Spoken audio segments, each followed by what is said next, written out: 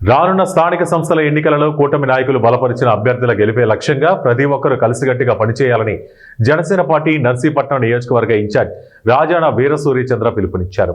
బుధవారం అనకాపల్లి జిల్లా నర్సీపట్నం నియోజకవర్గం గొలుగొండ మండలం గొలుగొండలో ఆయన మీడియాతో మాట్లాడారు. ఈ సందర్భంగా సూర్యచంద్ర మాట్లాడుతూ నర్సీపట్నం నియోజకవర్గంలో గల 4 మండలాలు మున్సిపాలిటీకి సంబంధించి రానున్న స్థానిక సంస్థ మున్సిపాలిటీ ఎన్నికలలో ఏదైతే కూటమి నాయకులు బలపరిచి అభ్యర్థుల గెలిపే లక్ష్యంతో ప్రతి ఒక్కరూ గ్రామాలలో మున్సిపాలిటీలలో కష్టపడి పనిచేయాలని ఆయన తెలియజేశారు.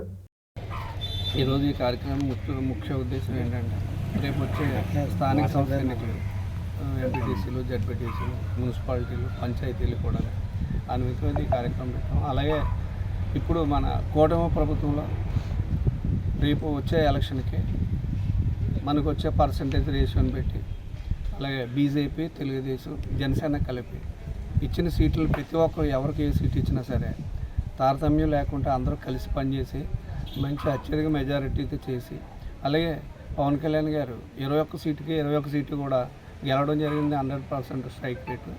అదేవిధంగా అందరూ కలిసికట్టుగా పనిచేయాలని కార్యకర్తలు, నాయకులు, అలాగే కూటమి నాయకులు, బీజేపీ, టీడీపీ నాయకులు, జనసేన నాయకులు అందరూ కూడా ఏకదాటిగా కొన్ని ఎలక్షన్లు ఎలాగైతే చేసామో ప్రతిపక్ష పార్టీని ఎక్కడ నామరూపాలు లేకుండా ఎలాగైతే చేశారో ఈ స్థానిక సంస్థ ఎన్నికల్లో కూడా అదేవిధంగా చేసి కలిసికట్టుగా పనిచేయాలని మన గొలుగొండ మండల జనసేన పార్టీ తరఫున నేను కోరుకుంటున్నాను.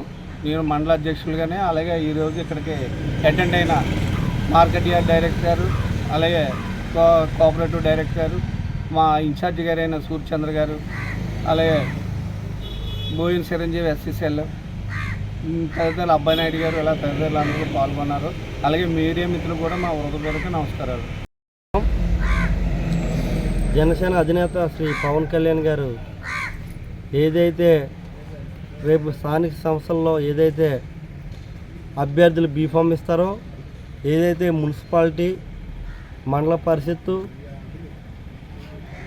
స్థానిక సర్పంచులు ఇవన్నీ కూడా ఏదైతే మన గత ఎలక్షన్లో పవన్ కళ్యాణ్ గారు తీసుకున్న 21 సీటు ఎలాగైతే 100% స్ట్రైక్ రేట్తో గెలిచామో, 2 పార్లమెంట్ సభ్యులు ఎలాగైతే గెలిచామో అదేవిధంగా నర్సీపట్నం నియోజకవర్గంలో కూడా అధ్యక్ష వారి అడుగుజాడలో ఏదైతే కూటమి తరపున